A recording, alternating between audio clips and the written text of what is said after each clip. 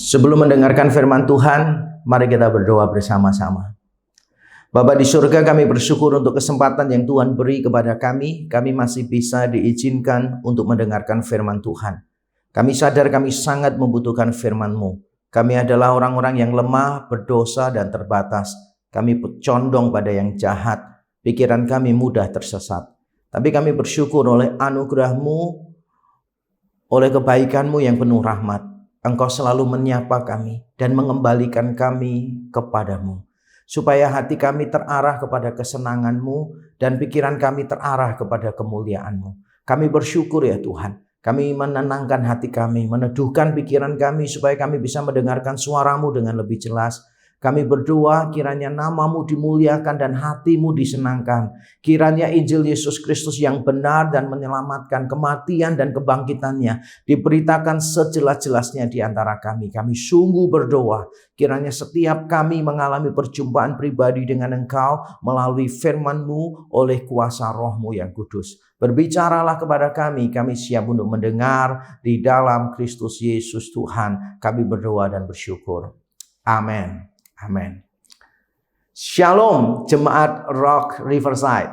Selamat berjumpa kembali dengan saya Yakub Trihandoko. Saya adalah gembala senior dari gereja REC, Reform Exodus Community, yang ada di beberapa lokasi di Surabaya dan ada juga di kota Batam.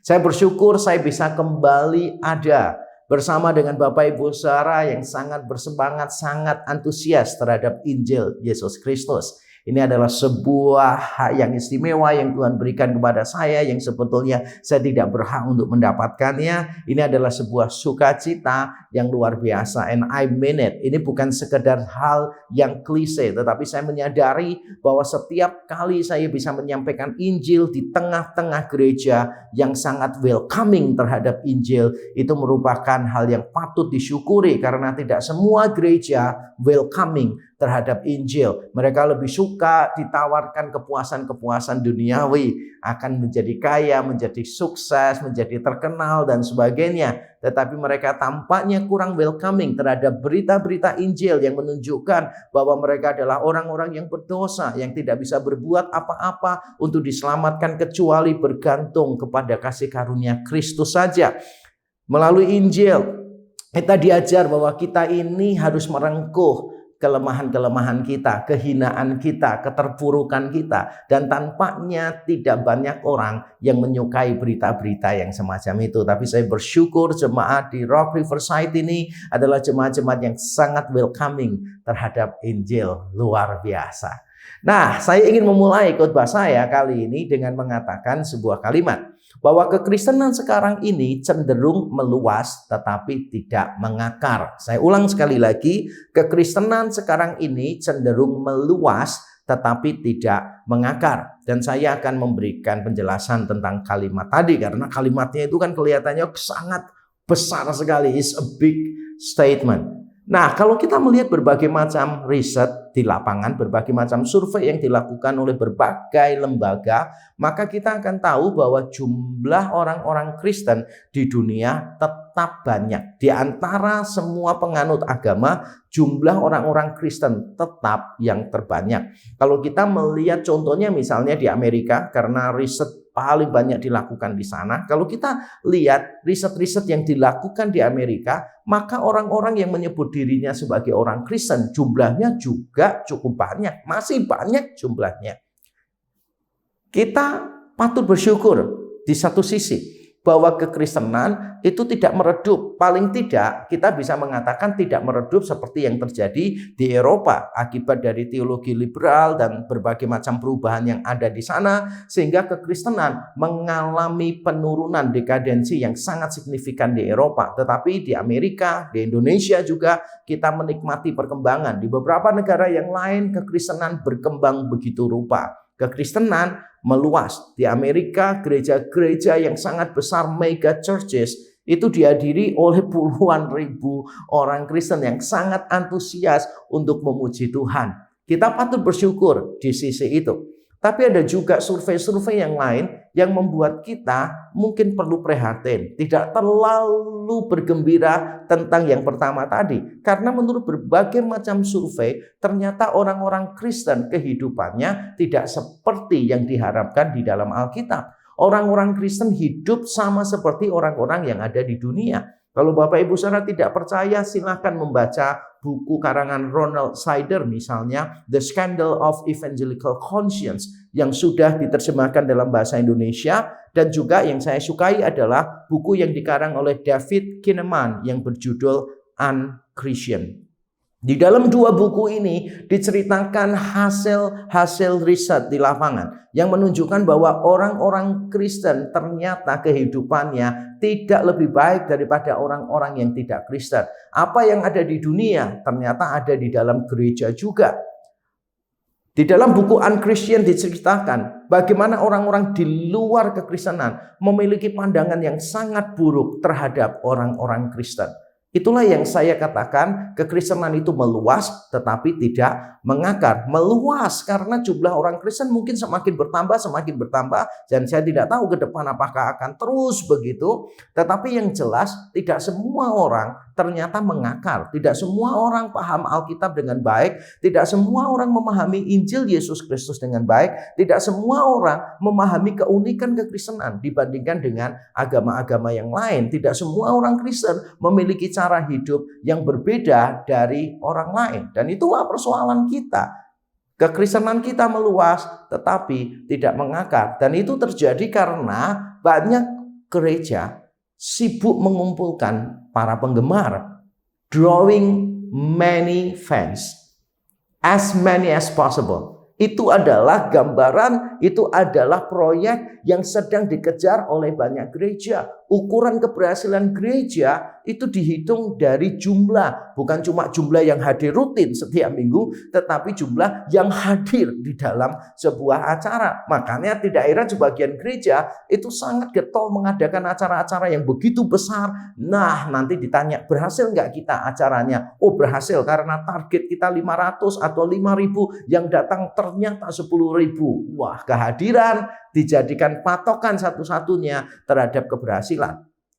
Ada yang lebih parah, bahkan ada seorang hamba Tuhan berkata kepada saya, waktu dia dulu masih muda, pelayanan di satu gereja di sana itu para pemimpinnya, penatua dan hamba Tuhannya mengukur keberhasilan sebuah acara itu berdasarkan cuan atau bocuan gitu. Kalau ada acara mereka keluar itu udah banyak untuk sewa gedung, untuk ini itu dan sebagainya, kolektornya dihitung ternyata melebihi pengeluaran. Mereka berkata, puji Tuhan, acara kita sukses. Wah, ini lebih parah lagi kan ini. Ini bukan bergereja, tapi ini berdagang, berbisnis.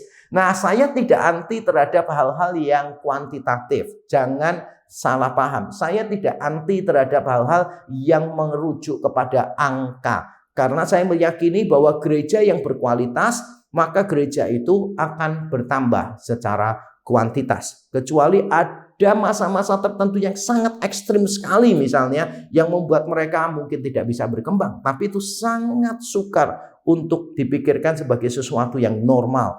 Gereja yang berkualitas juga akan menjadi gereja yang berkuantitas. Tetapi poin saya adalah jangan sampai kita terlalu mengejar yang berkuantitas sampai pada akhirnya kita melupakan yang berkualitas. Kita menawarkan apa yang ditawarkan oleh dunia sehingga banyak orang datang ke dalam gereja tetapi membawa semua keduniawian mereka. Dan itulah keprihatinan yang sudah disuarakan lama sekali oleh almarhum Charles Spurgeon. Charles Spurgeon mengatakan, mengapa gereja tidak berdampak besar di dalam dunia? Karena dunia sudah lebih dulu berdampak besar di dalam gereja. Sehingga gereja tidak bisa membedakan mana gereja dan mana dunia. Prinsip-prinsip dunia masuk di dalam gereja. Kita ada supaya kaya, supaya sukses, mengejar segalanya yang disebut sebagai American Dreams. Bagaimana bisa impian duniawi malah dimasukkan di dalam gereja, diberi dekorasi ayat-ayat Alkitab. Sehingga itulah yang menyebabkan orang-orang Kristen sekarang ini menjadi orang-orang Kristen yang sangat duniawi, walaupun mereka kelihatannya sangat rohani. Di dalam media sosial saya, beberapa tahun yang lalu, saya sempat melihat sesuatu dan saya sempat membuatkan sebuah komentar di sana. Saya mengamati bahwa hamba-hamba Tuhan, orang-orang Kristen yang sangat getol bicara tentang Roh Kudus, Roh Kudus, Roh Kudus, ternyata hidupnya terlihat paling duniawi, memamerkan kekayaan, mengukur keberhasilan berdasarkan kemakmuran, dan sebagainya. Saya sangat kaget sekali. Padahal berita-berita mereka gemar membicarakan tentang Roh Kudus, dunia roh, dan sebagainya. Tapi kehidupan mereka ternyata adalah kehidupan yang duniawi sekali. Nah, saudara, ini tantangan bagi kita. Kita akan melihat di dalam sebuah teks Alkitab bahwa persoalan semacam ini, fenomena semacam ini ternyata bukan fenomena yang baru sebetulnya. Kalau setiap pemimpin gereja menyadari, setiap orang Kristen menyadari apa yang diajarkan oleh Alkitab, maka saya yakin kita akan menjadi gereja yang lebih berhati-hati. Kita meluas, tapi juga tetap kita akan mengakar. Atau lebih tepatnya, ketika kita mengakar, kita akan meluas. Ketika kita mengakar, kita akan meluas. Jangan sampai gereja hanya meluas, tetapi tidak mengakar. Dan saya mengundang Bapak Ibu saudara semua untuk membaca satu bagian Alkitab di dalam Yohanes pasal yang kedua. Kita akan membaca bagian yang terakhir dari Yohanes pasal yang kedua ini. Mari kita membaca bersama-sama. Dan sementara ia di Yerusalem selama hari raya Paskah, banyak orang percaya dalam namanya karena mereka telah melihat tanda-tanda yang diadakannya. Tetapi Yesus sendiri tidak mempercayakan dirinya kepada mereka karena ia mengenal mereka semua dan karena tidak perlu seorang pun memberi kesaksian kepadanya tentang manusia, sebab ia tahu apa yang ada di dalam diri manusia. Bapak Ibu saudara sekalian, teks yang kita baca menceritakan pelayanan Yesus di Yerusalem selama hari raya Paskah. Saya ingin kita memahami begini, bahwa hari raya Paskah ini adalah salah satu hari raya yang mendatangkan begitu banyak orang Yahudi dari berbagai macam tempat. Di dalam tradisi keagamaan orang-orang Yahudi pada waktu itu, ada beberapa hari raya yang mengundang banyak orang datang, termasuk misalnya Paskah atau Pentakosta. Begitu banyak orang Yahudi kumpul di Yerusalem pada waktu itu, dan Yesus mengadakan mujizat di sana. Kalau dalam kosakata Injil Yohanes, mujizat itu diganti dengan tanda, bukan mujizat tetapi tanda. Dan ini bukan tanpa alasan, karena penulis Injil Yohanes ingin mengajarkan kepada orang-orang bahwa yang paling penting itu bukan kehebatannya, bukan spektakulernya sebuah tindakan, tetapi fungsinya, tetapi maknanya. Mujizat itu hanyalah tanda yang membawa orang pada sesuatu, yaitu membawa kepada Yesus Kristus, mengalami perjumpaan pribadi dengan Dia sebagai Tuhan dan Juru Selamat. Itulah sebabnya dipakai kata tanda, bukan kata mujizat. Yohanes ingin mengajarkan kepada kita bahwa mujizat tidak boleh berhenti pada dirinya sendiri. Sama seperti kalau kita melihat rambu-rambu lalu lintas, ada lampu yang menunjuk kepada rumah sakit gitu, misalnya tempat tidur di sana. Dan kalau kita sakit, kita duduk di bawah rambu-rambu itu, ya tetap saja kita akan mati, karena itu cuma tanda yang seharusnya membawa kita kepada rumah sakit yang sebenarnya, berjumpa dengan dokternya sehingga kita bisa dilayani dan disembuhkan. Di Yerusalem banyak orang melihat mujizat tanda yang dilakukan oleh Yesus, dan tampaknya dari kacamata secara umum, kasat mata dari manusia, pelayanan Yesus sangat berhasil karena dikatakan di situ banyak orang percaya kepadanya. Kalau di dalam teks Yunani malah terlihat banyak orang percaya itu maksudnya begitu banyak orang terus-menerus percaya, dalam arti selama masa periode itu begitu banyak orang yang percaya. Bukan cuma satu kali mengadakan mujizat lalu orang percaya, bukan. Tapi selama masa perayaan Paskah itu, Yesus melakukan mujizat, banyak orang percaya. Melakukan mujizat, banyak orang percaya. Melakukan mujizat, banyak orang percaya. Ya kalau dijumlah semuanya, mungkin kita akan mengatakan ini kebangunan rohani yang luar biasa. Allah bekerja dengan luar biasa. Roh Kudus bekerja dengan cara yang sangat ajaib. Dalam bahasa orang yang lain kalau bergurau mengatakan Roh Kudus bekerja sampai gulung komeng gitu kan ya. Kalau orang Jawa bilang sampai begitu rupa dia bekerja bekerja bergulung-gulung. Wah, luar biasa. Ada lawatan Allah yang dahsyat. Wah, kata kunci beberapa gereja kan gitu kan ya. Lawatan Allah yang dahsyat gitu. Kalau ada pendeta khotbah banyak yang menangis gitu kan. Lalu wah, pendetanya bilang lawatan Tuhan yang dahsyat begitu. Ya, bisa jadi sih memang itu lawatan Tuhan yang dahsyat ya. Tapi juga bisa jadi memang jemaatnya dia itu terlalu banyak dosa ya. Jadi tiap kali khotbah apapun ya tetap kena dosanya nangis. Atau mungkin jemaatnya dia banyak masalah kali ya. Sehingga mendengarkan firman apapun terhibur, mendengarkan firman apapun langsung menangis gitu. Atau mungkin jemaatnya dia mungkin di rumah nggak sempat menangis karena tiap kali menangis dimarahi oleh suami dan dimarahi oleh mertua. Sehingga kesempatan menangis begitu rupa hanya ada di dalam gereja. Nah, saya tidak menghakimi siapapun karena saya tahu juga Allah bisa bekerja dengan cara yang ajaib sehingga orang bisa menangis, Allah menyentuh hatinya. Saya juga berkali-kali memimpin KKR, memanggil banyak anak muda, banyak orang tua untuk datang altar call menerima Yesus sebagai Tuhan dan Juru Selamat. Mereka menangis, mengalami perjumpaan pribadi dengan Tuhan. Saya juga pernah mengalami khotbah di depan ribuan orang di lapangan dan sebagainya. Saya tidak anti terhadap hal-hal yang semacam itu. Tetapi yang mau saya sampaikan adalah begini, kalau semuanya itu dijadikan sebagai patokan keberhasilan, maka kita telah memberikan patokan yang keliru. Sehingga nanti keberhasilan itu menipu diri kita. Kita berpikir bahwa pelayanan kita ini sukses. Kita berpikir bahwa wow, banyak orang sangat antusias tuh mengikuti kita. Tapi dalam kenyataannya tidak seperti itu. Dan itulah yang terjadi di Yohanes pasal yang kedua ayat 23 tadi. Banyak orang percaya kepada Yesus karena mereka melihat tanda-tanda yang dilakukan oleh Yesus. Wow, luar biasa. Sungguh luar biasa. Coba saudara bayangkan dalam versi modern, Yesus ada di stadion, puluhan ribu orang datang, dan ribuan orang disembuhkan. Dan itu terjadi setiap hari, every single day. Saudara bisa bayangkan gak sih? Antusiasme yang muncul. Saudara bisa bayangkan gak sih kegairahan yang muncul? Berapa banyak orang yang kadang-kadang mengatakan, wow, lawatan firman Tuhan dahsyat, luar biasa. Bukan cuma dahsyat, tapi dahsyat sampai lidahnya keluar. Bukan cuma luar biasa, tapi luar biasa. Roh Kudus bekerja begitu rupa. Wow, luar biasa. Kalau kita membacanya berhenti di ayat 23.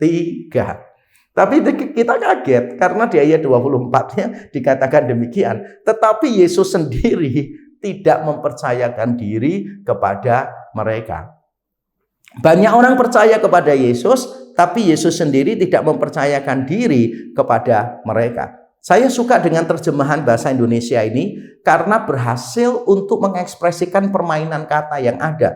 Di dalam teks Yunani memang kata untuk percaya dan mempercayakan diri adalah kata yang sama. Akar katanya memang sama. Dalam bahasa Inggris permainan kata ini sangat sukar untuk diekspresikan dengan sebaik seperti yang kita miliki di dalam bahasa Indonesia ini. Ada orang yang percaya kepada Yesus tetapi Yesus sendiri tidak mempercayakan diri kepada mereka. Dan di dalam teks Yunani ada penekanan yang sekali lagi saya syukuri muncul di dalam terjemahan bahasa Indonesia, yaitu kata sendiri. Yesus sendiri tidak mempercayakan diri kepada mereka.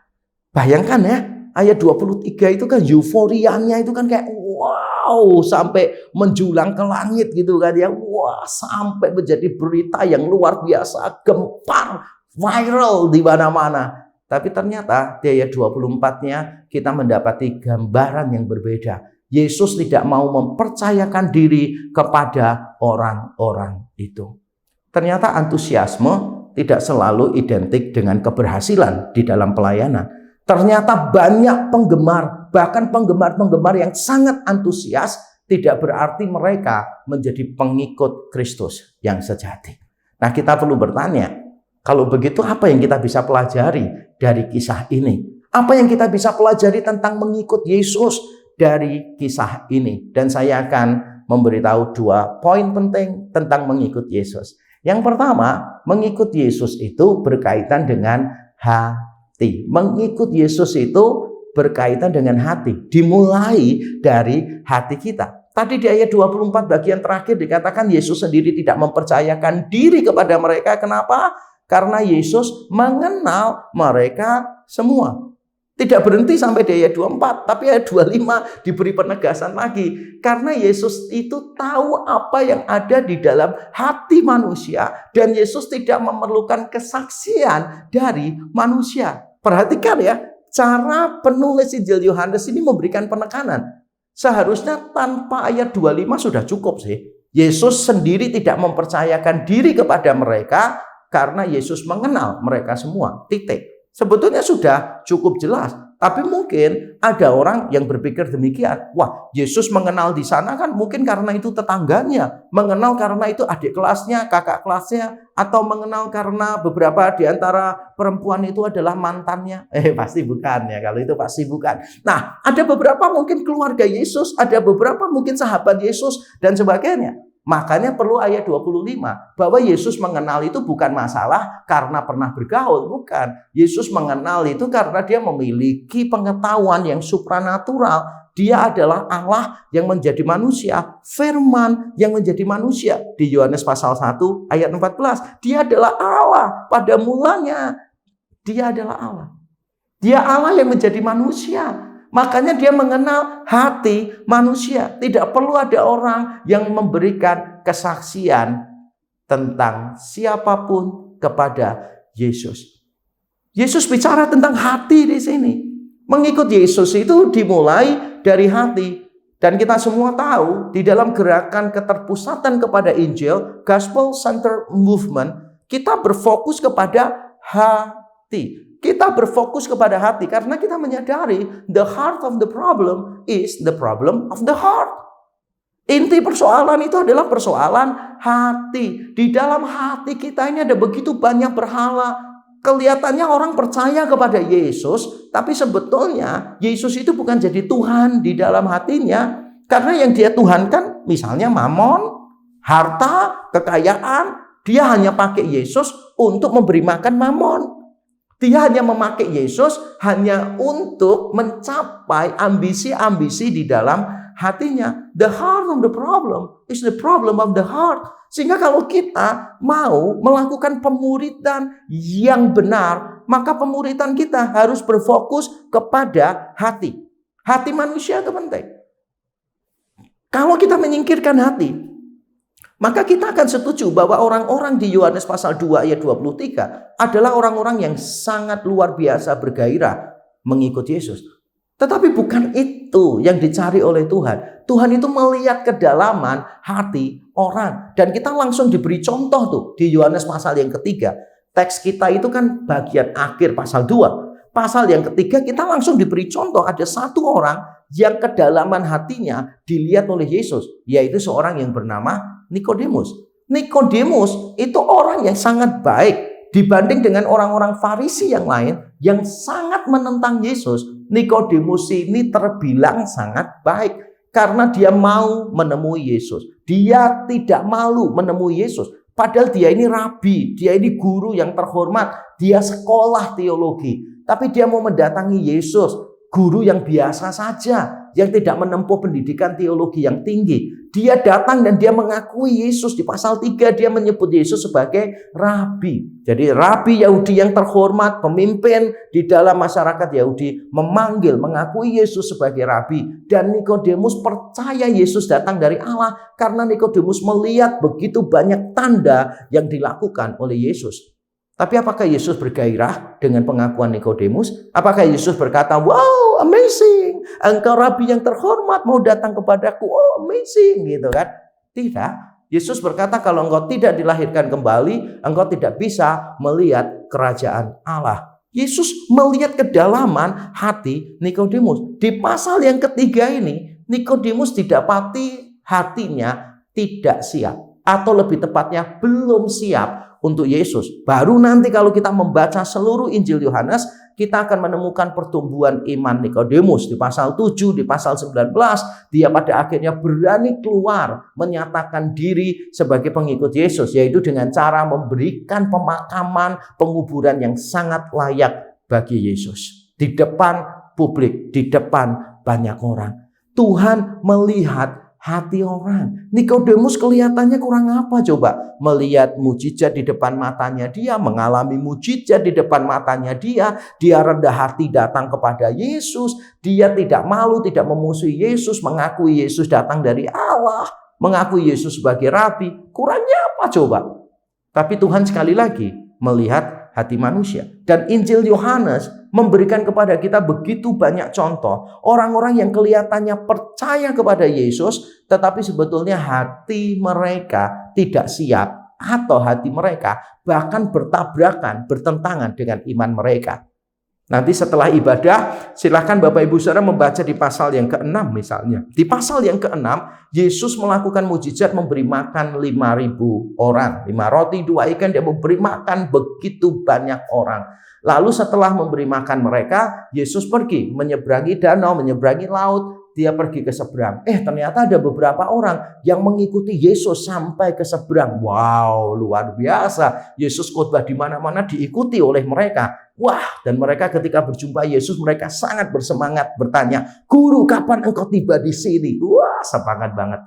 Tapi jawaban Yesus tidak enak didengar. Yesus berkata begini, "Kamu tuh mencari aku bukan karena kamu melihat tanda, tapi karena perutmu kenyang." Percaya hanya gara-gara melihat tanda, itu sudah cukup buruk. Percaya hanya gara-gara perutnya kenyang, itu sangat buruk. Makanya tidak heran di akhir pasal yang sama, pasal yang ke-6, ketika Yesus berbicara yang keras, dia berbicara tentang kematian dan kebangkitannya. Dia bicara tentang kematian, bahwa dia itu memberikan roti hidup. Dialah roti hidup, barang siapa tidak makan dagingku dan minum darahku, tidak memperoleh hidup di dalam aku. Perkataan ini dianggap keras oleh orang-orang yang mengikuti Yesus ini. Pada akhirnya puluhan orang, banyak orang meninggalkan Yesus. Wah, awalnya mereka antusias banget mengikuti Yesus. Kenapa? Karena perutnya kenyang. Yang lain mengikuti Yesus kenapa? Karena mujizat yang Yesus lakukan. Secara sangat aneh kalau saya melihat gereja-gereja sekarang ini justru sangat getol menawarkan mujizat-mujizat sebagai alat untuk menarik orang kepada Yesus. Pada akhirnya apa? Orang mencari mujizat tanpa berjumpa secara pribadi dengan juru selamat. Saya sama sekali tidak anti mujizat ya, karena Alkitab juga tidak anti mujizat.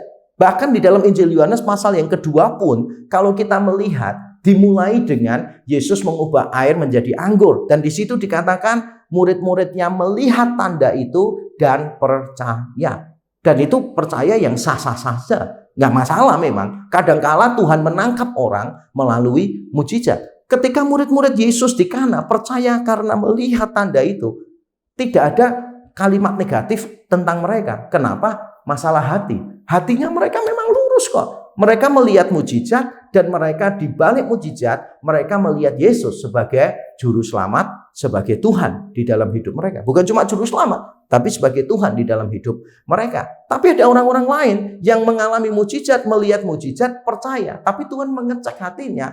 Ternyata hatinya tidak sama dengan murid-murid. Hatinya ternyata menyeleweng. Mereka bukan cuma mencari mujizatnya, tapi karena kenyang. Ada berapa banyak coba orang Kristen mengikut Yesus supaya kaya, supaya kecukupan, supaya kelimpahan dan sebagainya. Sekarang ini saya melihat kata mujizat diumbar begitu murah di dalam banyak gereja. Sedikit-sedikit mujizat.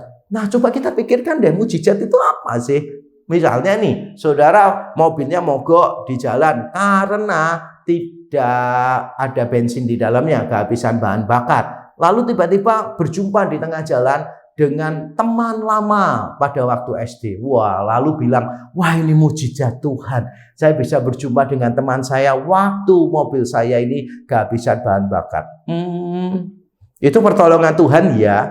Tapi apakah itu mujizat? Belum tentu, karena tidak ada hal-hal yang spektakuler di sana.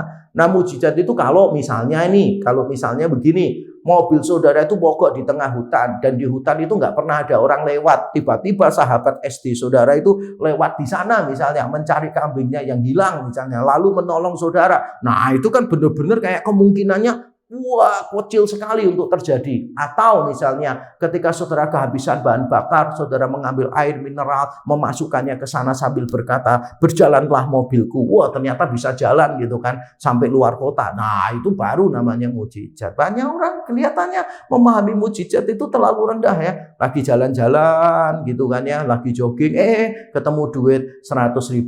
Wah lalu berkata, wah ini mujizat ini, saya bisa menemukan uang 100.000. Itu bukan mujizat ya, itu bukan pertolongan Tuhan. Itu lebih mirip pencobaan sebetulnya ya, lebih mirip godaan. Ada hamba Tuhan yang menginap di satu hotel, ketika dia buka lacinya, ternyata ada jam tangan gitu kan. Pemiliknya itu yang pelanggan yang lama, tamu hotel yang sebelumnya. Wah dia lihat jam tangannya dan Tuhan berbicara, wah kamu kan sudah lama mau membelikan jam tangan untuk anakmu. Inilah caraku menyediakannya. Wah dia bilang ini berkat Tuhan. Itu bukan mujizat ya, itu namanya maling ya. Karena kan kita punya kesempatan tuh untuk mengembalikan barangnya kepada pelanggan sebelumnya dong. Laporkan kepada pihak hotel, siapa tahu ada yang bertanya dan akhirnya bisa mendapatkan kembali barangnya. Nah kita ini kadang-kadang terlalu murah ya, dikit-dikit mujizat, dikit-dikit mujizat. Bahkan kalaupun kita mendefinisikan mujizat dengan benar, kalau kekristenan kita itu hanya cari mujizat terus, maka itu kekristenan yang tidak tepat. Yang paling penting bukan melihat mujizat, tetapi apakah mujizat itu membawa kita ditransformasi hatinya. Tuhan melihat hati. Makanya sangat disayangkan menurut saya, beberapa gereja itu justru tidak mau berfokus kepada Injil, justru menawarkan hal-hal yang sifatnya duniawi. Saya pernah berjumpa dengan seorang gembala sidang dari gereja yang cukup besar di Indonesia. Saya berguru, saya bertanya, bagaimana bisa membesarkan gereja seperti itu? Tipsnya apa? Yang paling penting. Lalu dia bilang, yang paling penting cuma satu. You give what people want. Kasih aja apa yang orang mau. Orang mau apa kasih, orang mau apa kasih, orang mau apa kasih. Wow, saya cukup kaget dengan jawaban semacam itu.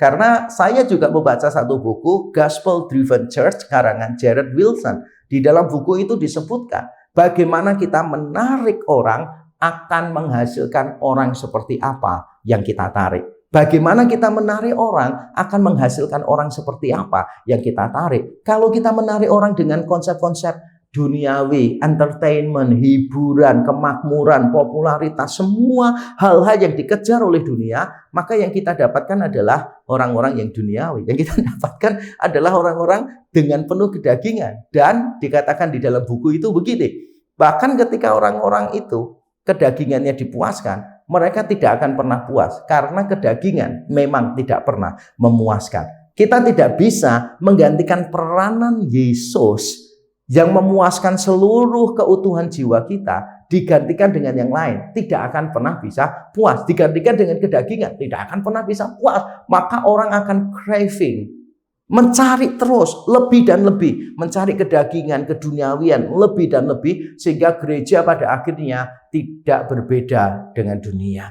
Secara teks yang kita baca hari ini mengajarkan kepada kita bahwa mengikut Yesus itu dimulai dari hati. Selama hati manusia yang licik ini tidak ditransformasi oleh Roh Kudus melalui Injil, maka kita tidak punya harapan sama sekali. Kekristenan tidak boleh terjebak pada ritualisme, tidak boleh terjebak pada antusiasme yang berlebihan sehingga kita melupakan transformasi hati. Dan hati hanya bisa ditransformasi melalui Injil Yesus Kristus. Bukan melalui terapi, tetapi melalui Injil Yesus Kristus. Bukan melalui kalimat-kalimat motivasi, tetapi melalui Injil Yesus Kristus. Dan itulah yang membawa kita pada poin yang kedua. Mengikut Yesus bukan cuma dimulai dari hati.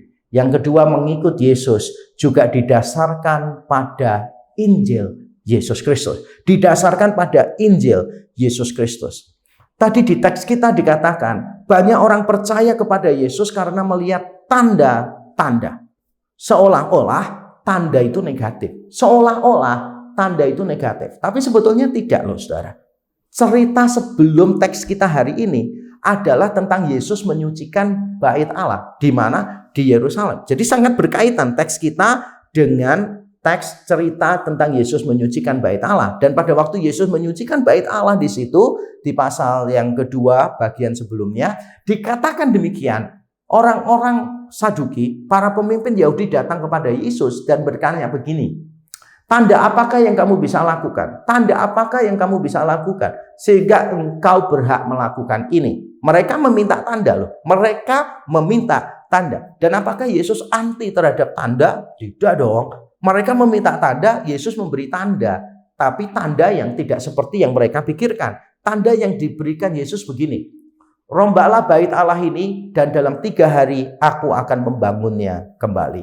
Lalu di situ diberi keterangan bahwa yang dimaksudkan oleh Yesus di sana adalah tentang tubuhnya sendiri. Yesus berbicara tentang tubuhnya sendiri yang nanti akan mati, dikuburkan 3 hari, lalu akan bangkit kembali. Yesus adalah bait Allah yang sejati. Makanya dia mengatakan bahwa robohkan bait Allah ini dalam 3 hari, aku akan membangunnya kembali. Dan bukankah Yesus sebagai bait Allah sudah kita temukan sejak awal di Injil Yohanes? Ketika dikatakan firman itu telah menjadi manusia dan berdiam di antara kita. Kata Yunani berdiam di sana adalah bertabernakel.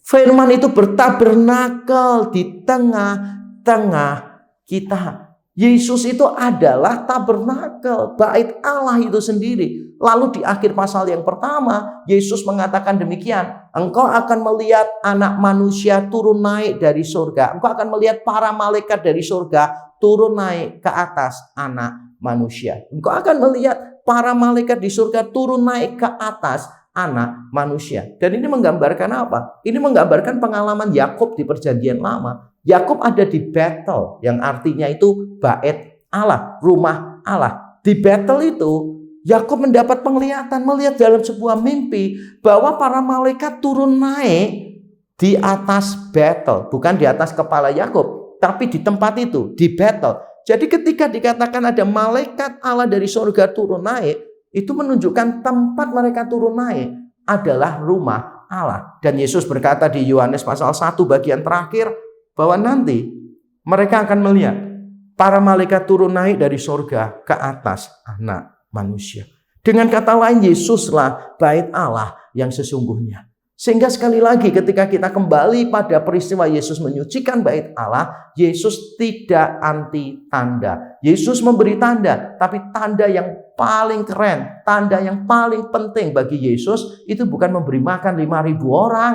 Tanda yang paling penting itu bukan masalah menyembuhkan orang yang sakit, mengusir roh-roh jahat. Tanda yang paling keren, yang paling hebat, yang paling penting adalah Yesus mati dan bangkit. Yesus berkata, rombak bait Allah ini dan dalam 3 hari aku akan membangunnya kembali. Dan dia bicara tentang tubuhnya. Dan dikatakan di situ di Yohanes pasal 2, 1 ayat sebelum ayat kita, dikatakan murid-muridnya teringat perkataan itu setelah Yesus bangkit dan mereka percaya kepada Yesus. Tanda yang paling penting bagi kita adalah kematian dan kebangkitan Yesus. Ini adalah tanda yang tidak terubahkan. Ini adalah tanda yang tidak terbatalkan. Ada berapa banyak orang Kristen yang mencari tanda, sakit minta sembuh secara supranatural. Apalagi karena biaya rumah sakit mahal ya kan, bayar premi asuransi juga tidak murah sekarang ini. Ada banyak orang Kristen yang suka jalan pintas begitu shortcut, ada apa dikit minta mujizat. Kalau nggak dikasih mujizat marah-marah sama Tuhan. Kalau tidak terjadi mujizat dalam hidupnya mulai bertanya-tanya, Tuhan apakah engkau ada? Apakah engkau benar-benar berkuasa? Yang benar aja. Yesus itu sudah mati untuk dosa-dosa kita dan dia sudah bangkit pada hari yang ketiga. Dan itulah tanda yang seharusnya kita perlukan. Jangan sampai kita menjadi seperti orang-orang Saduki, para pemimpin agama Yahudi itu yang minta tanda kepada Yesus. Tanda apa yang kamu berikan? Yesus berkata, nanti tak kasih tanda ya, kematian dan kebangkitanku. Tapi Yesus kan tidak mengadakan tanda seperti yang mereka minta. Makanya mereka tidak percaya kepada Yesus. Jangan sampai kita menjadi seperti mereka itu. Berkata Tuhan, kalau nggak ada mujizat berarti engkau tidak berkuasa. Yang benar aja. Saya pernah mendengar ada satu orang guru sekolah minggu yang sudah lama melayani di satu gereja. Lalu dia berkata begini, saya ini sempat ragu Pak kepada Tuhan. Saya sempat berdoa begini, Tuhan, aku ini sakit kok nggak sembuh-sembuh. Sembuhkan aku dengan mukjizat. Masa Tuhan lupa, aku ini kan guru sekolah minggu. Sudah lama aku melayani Tuhan. Lalu dia tambahkan demikian. Dan saya juga berkata kepada Tuhan begini Pak, gitu. Tuhan, kalau Engkau benar-benar mengasihi aku, sembuhkanlah aku. Wow. Lalu saya beritahu dia, di dalam doamu itu ada begitu banyak kesalahan. Berarti kamu itu selama ini melayani Tuhan supaya mendapatkan berkat Tuhan dong. Makanya kamu berkata, saya sudah lama loh Tuhan jadi guru sekolah minggu. Mosok sakit aja tidak disembuhkan. Loh berarti kamu sedang melakukan transaksi dong. Bukan membangun sebuah relasi dong. Itu menabrak Injil Yesus Kristus.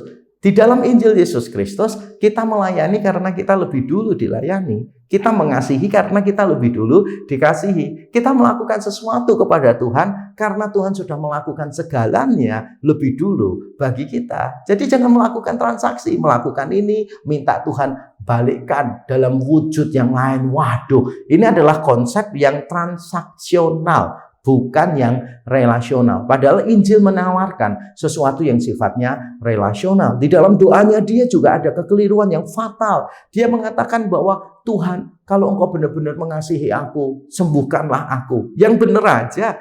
Masa kasih Tuhan itu diukur berdasarkan kesembuhan, berdasarkan mujizat, berdasarkan kemakmuran kita, kesuksesan kita. Yang benar aja. Kalau misalnya ada orang yang berdoa seperti itu dan saya Yesus gitu, maka saya akan melakukan ini ya. Kalau ada orang berkata, Tuhan kalau Engkau benar-benar mengasihi aku, tolonglah supaya aku sukses. Maka kalau saya jadi Yesus, if I were Jesus gitu kan, I would come to that person bringing the cross gitu. Saya akan datang kepada orang itu membawa salib dan di depannya dia, saya akan bertanya begini, masih kurang tah aku disalib buat kamu? Masih kurang kah? Persoalanmu yang terbesar yaitu dosa dibereskan di atas kayu salib. Ketakutanmu yang terbesar yaitu kematian sudah dikalahkan di dalam kubur yang kosong. Apakah itu tidak cukup bagi kita? Banyak orang Kristen mengejar tanda-tanda yang begitu. Saya tidak anti memang, tetapi saya ingin mengingatkan kepada kita bahwa tanda yang tidak tergantikan, tanda yang tidak terbatalkan adalah salib dan kubur yang kosong. Di dalam kubur yang kosong, kita memiliki pengharapan. Di dalam salib, kita menemukan kebersamaan. Kita tidak pernah sendirian dengan semua pergumulan di dalam hidup kita.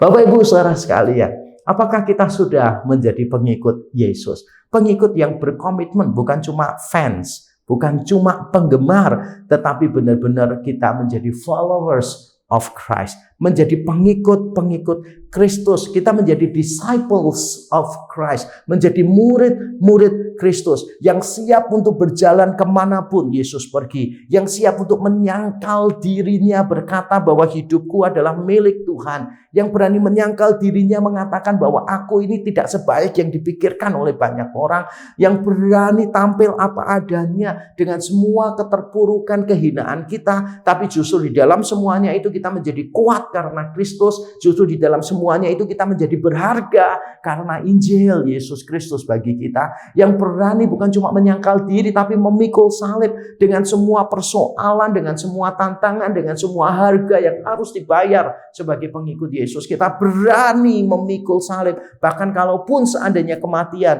harus menjadi harga yang dibayarkan, kita tidak segan-segan untuk melakukannya. Dan kita mengikut Yesus setiap hari. Dengan kekuatan Kristus, kita mengikut Kristus. Dengan kekuatan Kristus, kita menjadi sama seperti Kristus. Dengan bersandar kepada Injil, kita mengikuti dan menjadi serupa dengan Kristus. Karena tanpa bersandar pada kekuatan Kristus, menjadi seperti Kristus, justru bertentangan dengan Kristus. Menjadi seperti Kristus tanpa bersandar pada kasih karunia Kristus adalah perlawanan terhadap Kristus. Saya mengundang setiap kita untuk kembali kepada Injil.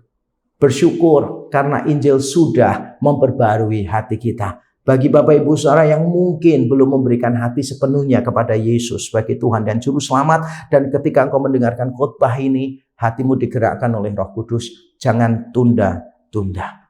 Terimalah Yesus sebagai Tuhan dan Juru Selamat di dalam hidupmu, maka hatimu akan diubahkan. Hatimu yang penuh kelicikan, yang penuh kegelapan, yang penuh berhala, sedikit demi sedikit akan dibereskan oleh kuasa Injil. Sehingga engkau benar-benar pada akhirnya bisa memberi ruang yang penuh kepada Kristus sebagai Tuhan dan Juru Selamatmu.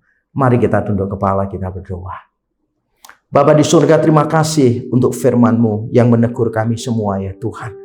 Ampuni kami kalau sebagai gereja, sebagai orang Kristen, sebagai pemimpin gereja, kami seringkali tergoda pada hal-hal yang kelihatannya meluas, tapi kami tidak peduli dengan hal-hal yang mengakar. Tuhan, ampuni kami.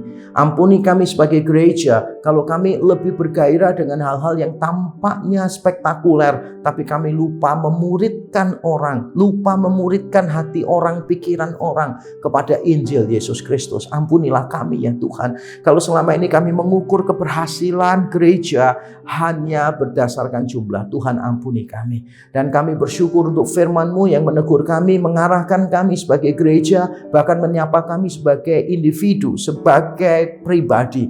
Kami mau datang kepada Tuhan, mengecek hati kami masing-masing. Tuhan, kiranya Engkau berkenan mengecek hati kami. Apakah kami sungguh mengasihi Engkau, ataukah kami hanya memanipulasi Engkau? Apakah kami mengasihi Engkau karena kami sudah lebih dulu dikasihi, atau kami mengasihi Engkau karena kami ingin mendapatkan sesuatu dari Engkau? Sehingga kasih kami adalah kasih yang manipulatif. Tuhan, kiranya Engkau mengecek hati kami semuanya ya Tuhan. Karena kami menyadari mengikut Engkau dimulai dari hati.